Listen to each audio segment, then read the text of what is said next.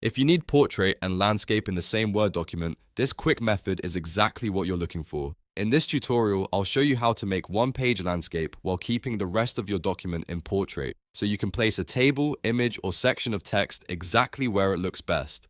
This is a super useful trick for reports, resumes, school projects, and professional documents. If this video helps, please hit like and subscribe for more easy word tutorials.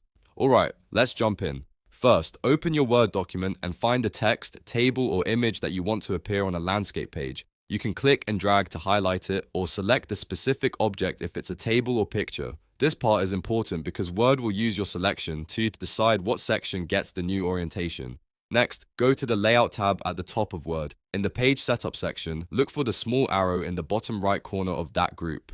That tiny arrow opens the full Page Setup dialog box, where you can control page orientation more precisely. Click that arrow to open the window. Once the Page Setup box appears, you'll see the orientation options. Choose Landscape. This changes the page direction from vertical to horizontal, which is perfect for wider content like spreadsheets, charts, and large images. But the key step here is not just selecting landscape. You also need to tell Word exactly where to apply it. So in the Apply to dropdown, choose Selected Text. This tells Word to create a separate section for the content you highlighted instead of changing the whole document. After that, click OK. Word will automatically move your selected content onto its own page and switch that section to landscape, while the rest of the document stays in portrait. If your document doesn't look right away, don't worry. Sometimes Word adds section breaks and page breaks behind the scenes to make the formatting work correctly. You can scroll through the document and see that the selected part now sits on a landscape page, and the pages before and after it remain portrait.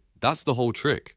This is one of the easiest ways to mix portrait and landscape pages in the same Word document without messing up the rest of your layout.